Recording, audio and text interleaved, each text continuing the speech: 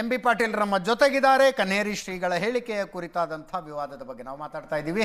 M B Patil correct 5 ನಿಮಿಷ time, 5 ನಿಮಿಷ ಆದಮೇಲೆ ಕಂಟಿನ್ಯೂ ಮಾಡ್ರಿ ಅಂದರೂ ನಾವು ಮಾಡೋದಿಲ್ಲ, ಮುಗಿಸ್ಲೇಬೇಕು. ದಯವಿಟ್ಟು ಬೇರ್ ವಿತ್ ಅಸ್. ಪ್ರಶಾಂತ್ ಮಾತಾಡ್ತಾರೆ.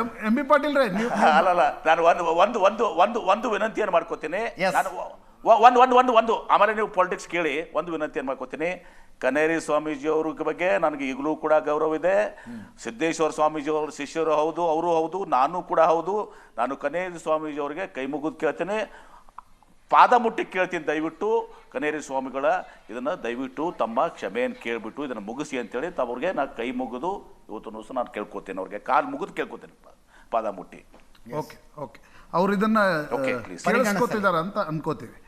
ಎಂ ಬಿ ಪಾಟೀಲ್, ಈಗ ನೀವು ಇಷ್ಟು ಬಂದು ಧರ್ಮದ ಬಗ್ಗೆ ಮಾತಾಡಿ, ರಾಜಕೀಯದ ಬಗ್ಗೆ ಮಾತಾಡಿ, ಆಯ್ತು, ನಾನು ಕೇಳ್ತೇನೆ. ನಾನು ನವೆಂಬರ್ ಕ್ರಾಂತಿ ಅಂತೆಲ್ಲ ಭಯಂಕರ ರಾಜ್ಯದಲ್ಲಿ ಚರ್ಚೆ ನಡೀತಾ ಇದೆ. ಹೇಳಿ, ಏನಾಗತ್ತೆ ನವೆಂಬರಲ್ಲಿ?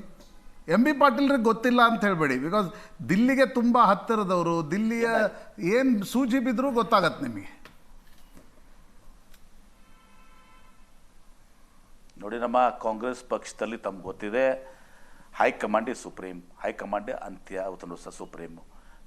ಅದು ಯಾವ ರೀತಿಯೂ ಕೂಡ ಹಿಂದೆ ಹೇಳಿದ್ರಿ, ಭಾಳ ಜನ ಹೇಳಿದರು ದಸರಾಕ್ಕೆ ಇವತ್ತು ಸಹ ಹೊಸ ಮುಖ್ಯಮಂತ್ರಿ ಇರ್ತಾರೆ, ಅಕ್ಟೋಬರ್ ಆಯಿತು, ದಸರಾ ಆಯಿತು, ಇದು ಆಯಿತು, ಯಾವ ಕ್ರಾಂತಿನೂ ಆಗಿಲ್ಲ. ಇವತ್ತು ಅಂಥದ್ದು ಯಾವುದೂ ಕೂಡ ಇವತ್ತು ಸಹ ಹೈಕಮಾಂಡ್ ಮಟ್ಟದಲ್ಲಿ ಇವತ್ತು ಏನೇ ಇದ್ದರೂ ಕೂಡ ಇವತ್ತು ನಮ್ಮ ಪಕ್ಷದಲ್ಲಿ ಇವತ್ತು ಸಹ ಹೈಕಮಾಂಡ್ ಅಂತಿಮ. ಹೈಕಮಾಂಡ್ ಇವತ್ತು ಮಲ್ಲಿಕಾರ್ಜುನ್ ಖರ್ಗೆ ಅವರಿದ್ದಾರೆ, AICC ಪ್ರೆಸಿಡೆಂಟ್ ಇದ್ದಾರೆ, ಸೋನಿಯಾ ಗಾಂಧಿ ಅವರು, ಅರ್ಥ ಏನು? ಸಿದ್ದರಾಮಯ್ಯ ಕಾಲಕ್ಕೂ ಅವರು ನಿರ್ಧಾರಗಳನ್ನು ಕೈಗೊಳ್ತಾರೆ. ಅಲ್ಲ, ಸಿದ್ದರಾಮಯ್ಯನವರು 5 ವರ್ಷ ಇರ್ತಾರೆ ಅನ್ನೋದು ಅರ್ಥನ DK ಶಿವಕುಮಾರ್ ಹೇಳಿದ್ರು, ನನಗೆ ಪ್ರಾಮಿಸ್ ಮಾಡಿದ್ದಾರೆ, ಆ ಪ್ರಾಮಿಸನ್ನು ನಾನು ನೆನಪಿಸ್ತೀನಿ ಹೈಕಮಾಂಡ್ಗೆ ಅಂತ ಹೇಳಿದರು. ಅದೇ ನವೆಂಬರ್ ಅಂತ ಇಲ್ಲಿ ಚರ್ಚೆ ನಡೆದಿದೆ. ಅದ್ರ ಜೊತೆಗೆ ಇನ್ನೊಂದು ಹೇಳಿದ್ರು, MLAಗಳು ಯಾರ ಹತ್ರ ಎಷ್ಟು ಜನ ಇದ್ದಾರೆ ಅನ್ನೋದೇನು ಮುಖ್ಯ ಆಗೋದಿಲ್ಲ ಅಂತಂದು. ನೋಡಿ, ನನಗೆ ಈಗ ಒಂದು ಹೇಳ್ತೀನಿ, ಇದು ಸಿದ್ದರಾಮಯ್ಯನವರು DK ಶಿವಕುಮಾರ್ ಅವರು ಹೈಕಮಾಂಡ್ ಮಧ್ಯೆ ಅಂತದ್ದು. ಸಿದ್ದರಾಮಯ್ಯನವ್ರಿಗೆ ನೀವು 5 ವರ್ಷ ನಿಮ್ಗೆ ಏನು ಹೇಳಿದ್ದಾರೆ ಅಂತೇಳಿ ಏನಾದ್ರು ಅವ್ರಿಗೆ ಕೇಳಿ. DK ಶಿವಕುಮಾರ್ ಅವ್ರಿಗೆ ಏನು ಹೇಳಿದಾರೆ ಅವ್ರಿಗೆ ಕೇಳಿ. ನಮಗಿದ್ರಲ್ಲಿ ಯಾವುದೂ ಕೂಡ ಏನೂ ಗೊತ್ತಿಲ್ಲ, ನಮ್ಗೆ ಯಾವುದೂ ಕೂಡ ಇದ್ರಿಗೆ ಗೊತ್ತಿಲ್ಲ. ಇವತ್ತು ನಾವು ಇಷ್ಟೇ ಹೇಳೋದು, ನಮ್ಮ ಪಕ್ಷದಲ್ಲಿ ಹೈಕಮಾಂಡ್ ಇಸ್ ಸುಪ್ರೀಂ, ಹೈಕಮಾಂಡ್ ಅಂತಿಮ. ಹೈಕಮಾಂಡ್ ಇವತ್ತು ಸಹ ಏನು ಹೇಳ್ತಾರೆ ಅದನ್ನು ಎಂ ಬಿ ಪಾಟೀಲ್ ಪಾಲನೆ ಮಾಡ್ತಾರೆ, DK ಶಿವಕುಮಾರ್ ಪಾಲನೆ ಮಾಡ್ತಾರೆ, ಸಿದ್ದರಾಮಯ್ಯನವರು ಪಾಲನೆ ಮಾಡ್ತಾರೆ. ಇವತ್ತು ಸಹ ಹೈಕಮಾಂಡ್ ಇಸ್ ಸುಪ್ರೀಂ. ಹೈಕಮಾಂಡ್ಗೆ ಗೊತ್ತಿರುವಂಥದ್ದು ಏನೇ ನಡೆಯಕೊಂಡು ಹೈಕಮಾಂಡ್ ತಿಳುವಂತಂದ್ರೆ ವಿ ಆರ್ ನೋ ಬಡಿ, ನಮಗೇನು ಗೊತ್ತೂ ಇಲ್ಲ ಇದರಲ್ಲಿ. ಆದರೆ ಎಂ ಬಿ ಪಾಟೀಲ್, ಶಾಸಕರ ಸಂಖ್ಯೆ ಏನು ಮ್ಯಾಟರ್ ಆಗಲ್ಲ, ಹೈಕಮಾಂಡೇ ಮ್ಯಾಟರ್ ಆಗುತ್ತೆ ಅಂತ DK ಶಿವಕುಮಾರ್ ಹೋದ ವಾರ ಇಲ್ಲೇ ಬಂದಿದ್ರು ಅವರು ಇದೇ ಸ್ಟುಡಿಯೋಗೆ. ಯಾವ ಸ್ಟೇಟ್ಮೆಂಟನ್ನು ಆನ್ ದ ಫೇಸ್ ವ್ಯಾಲ್ಯೂ ತಗೋಬೇಕು? ನೋಡಿ, ನಮ್ಮ ಪಕ್ಷದಲ್ಲಿ ಏನಿದೆ ತಮ್ಗೆ ಈಗ ನೀವು ಗಮನಿಸಿದ್ರೆ ಭಾಷಲ್ಲ ಪ್ರಶಾಂತ್, ನಮ್ಮ ಕಾಂಗ್ರೆಸ್ ಪಕ್ಷ ಇವತ್ತು ಯಾರನ್ನಾದ್ರೂ ಲೀಡರ್ ಮಾಡುವಾಗ, ಮುಖ್ಯಮಂತ್ರಿನ ಆಯ್ಕೆ ಮಾಡುವಾಗ high command is supreme, but high command is also democratic. ಇವತ್ತು ಹೈಕಮಾಂಡ್ ಏನು ಮಾಡ್ತಾರೆ, ವೀಕ್ಷಕರನ್ನ ಕಳಿಸ್ತಾರೆ. ವೀಕ್ಷಕರು ಬಂದು ಇವತ್ತು ಸಹ ಶಾಸಕರ ಅಭಿಪ್ರಾಯಗಳನ್ನು ತಗೋತಾರೆ. ಆ ಅಭಿಪ್ರಾಯ ತೊಗೊಂಡು ಹೋಗಿ ಇವತ್ತು ಸಹ ಹೇಳಿ, ಆ ಅಭಿಪ್ರಾಯ ಆಧಾರಿತ ಇವತ್ತು ಸಹ ನಿರ್ಣಯಗಳನ್ನು ತಗೋತಾರೆ. ಎಷ್ಟೋ ಸಲ ಆ ಅಭಿಪ್ರಾಯ ವ್ಯತಿರಿಕ್ತವಾಗೂ ತಗೊಳ್ಬೋದು, ಸೋಷಿಯಲ್ ಜಸ್ಟಿಸ್ ಇರ್ಬೋದು, ಮತ್ತೊಂದು ಇರ್ಬೋದು, ಏನಿರ್ಬೋದು. But whatever high command takes a decision is final. ಆಮೇಲೆ ಪದ್ಧತಿ ಇರುವಂಥದ್ದು ಏನಿದೆ ಅಂದರೆ ವೀಕ್ಷಕರನ್ನ ಕಳಿಸಿ ಅಭಿಪ್ರಾಯಗಳನ್ನ ತೆಗೆದುಕೊಂಡು ಮಾಡುವಂಥದ್ದು ಕಾಂಗ್ರೆಸ್ ಪಕ್ಷದಲ್ಲಿದೆ, ಬೇರೆ ಬೇರೆ ಪಕ್ಷದಲ್ಲೂ ಕೂಡ ಇದನ್ನು ಪಾಲನೆ ಮಾಡ್ತಾರೆ ಅಂತ ನನಗೆ ತಿಳ್ಕೊಂಡಿದ್ದೀನಿ ಇವತ್ತೊಂದು ದಿವಸ. ಹೀಗಾಗಿ ಇಟ್ ಮ್ಯಾಟರ್ಸ್, ಶಾಸಕರ ಅಭಿಪ್ರಾಯಗಳು ಮ್ಯಾಟರ್ ಆಗ್ತದೆ.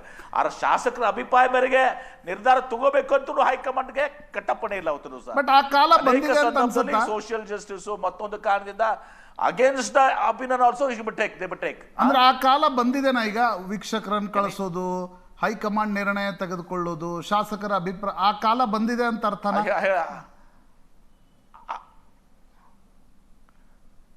ಅವ್ರೇನು ಹೇಳಿದಾರ? ಈಗ ನಾವು ಬರ್ತಾ ಇದೀವಿ, ವೀಕ್ಷಕರು ಬರ್ತಾ ಇದಾರೆ, ನಾವು ಅಭಿಪ್ರಾಯ ತಗೋತಾ ಇದ್ರು ಹೈಕಮಾಂಡ್ ಹೇಳಿದಾರ? ಅಲ್ಲ, DK ಶಿವಕುಮಾರ್ ಮಾತು ಕೇಳಿದ್ರೆ ಹಂಗೆ ಅನ್ಸುತ್ತೆ, ನಿಮ್ದು ಮಾತು ಕೇಳಿದ್ರೆ ಹಂಗೆ ಅನ್ಸ್ತೀಗ. ಅವ್ರಂತ ಅದು DK ಶಿವಕುಮಾರ್ ಅವ್ರು ನನ್ಗೆ ಹಂಗೆ ಏನಂತಾರಲ್ಲ ಅಂದ್ರೆ, ನಾನು ಹೇಳ್ತಾ ಇದ್ದೀನಿ, AICC ಅಧ್ಯಕ್ಷರು ನಮ್ಮವ್ರು ಇದ್ದಾರೆ, ನಮ್ಮ ಕರ್ನಾಟಕ ರಾಜ್ಯದವ್ರು ಇದ್ದಾರೆ, ಮಲ್ಲಿಕಾರ್ಜುನ್ ಖರ್ಗೆ ಸಾಹೇಬರು. ಇವತ್ತು ಅವರೆಲ್ಲ ಕಾಲಕ್ಕೆ ಇವತ್ತು ಸಹ ನಿರ್ಧಾರ ಇವತ್ತು ತಗೊಂಡಿದ್ದಾರೆ. ಇವತ್ತು ಸಹ ಅವ್ರು ಯಾರು ಇದನ್ನು ಹೇಳಿಲ್ಲಲ್ಲ. ಯಾರು ಹೇಳಿಲ್ಲ, ಆದ್ರೂ ಸಿದ್ದರಾಮಯ್ಯನವರು 5 ವರ್ಷ ನಾನೇ ಮುಖ್ಯಮಂತ್ರಿ, 5 ವರ್ಷ ನಾನೇ ಮುಖ್ಯಮಂತ್ರಿ ಅಂತಾರೆ. ಅದನ್ನು ಕೇಳಿದ್ರು ಸರ್. ಸಿದ್ದರಾಮಯ್ಯನವ್ರು ಕೇಳಿದ್ರೆ 5 ವರ್ಷ ಅಂತಾರೆ, DK ಶಿವಕುಮಾರ್ ಕೇಳಿದ್ರೆ ಒಳ್ಳೆ ಆಗತ್ತೆ ನೋಡಿ ಅಂತಾರೆ. ಪರಮೇಶ್ವರ್ ನೋಡಿದರೆ ನಾನು ಯಾಕೆ ಆಗಬಾರ್ದು ಅಂತಾರೆ. ಸತೀಶ್ ಜಾರಕಿಹೊಳಿ ಕೇಳಿದರೆ ನನಗೆ ಬೇಡ, ಮಲ್ಲಿಕಾರ್ಜುನ್ ಖರ್ಗೆ ಅವ್ರು ಬರಲಿ ಅಂತಾರೆ. ಎಂ ಬಿ ಪಾಟೀಲ್ರು ಎಲ್ಲಿದ್ದಾರೆ?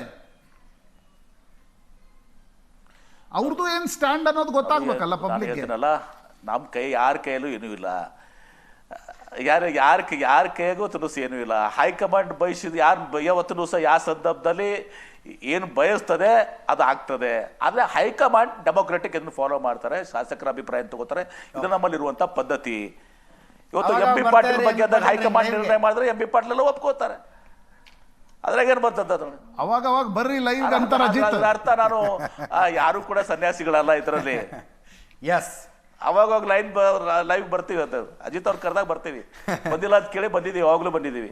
S, thank you so much M B Patil ರೇ. Thank you Prashant. ಈಗ ಕನೇರಿ ಸ್ವಾಮಿಗಳು ಇದರಲ್ಲಿ ಇವತ್ತು ಸಹ ಫಸ್ಟ್ ಟೈಮ್ ನಾ ಬಂದಿದ್ದು ಹೊರಗಡೆ ಇವತ್ತು ಎಸ್ ಎಸ್ ಎಸ್ ಎಸ್ ಸುವರ್ಣ ಟಿವಿಗೆ. ಯಾಕಂದ್ರೆ ಅಜಿತ್ ಅವ್ರ ಮೇಲೆ ಒಂದು ಸ್ವಲ್ಪ ವಿಶೇಷ ಪ್ರೀತಿ, ಆಮೇಲೆ ಪ್ರಶಾಂತ್ ಮೇಲೂ ವಿಶೇಷ ಪ್ರೀತಿ, ಬಂದಿದ್ದೀವಿ ಅದಕ್ಕೆ. Thank you very much. ಇದರೊಂದಿಗೆ ಇವತ್ತಿನ ಲೆಫ್ಟ್ ರೈಟ್ ಆ್ಯಂಡ್ ಸೆಂಟರ್ ಮುಗಿಸ್ತಾ ಇದ್ದೀನಿ. ನೇರ ದಿಟ್ಟ ನಿರಂತರ ಸುದ್ದಿಗಾಗಿ ನೋಡ್ತಾ ಇರಿ ಏಷ್ಯಾನೆಟ್ ಸುವರ್ಣ ನ್ಯೂಸ್.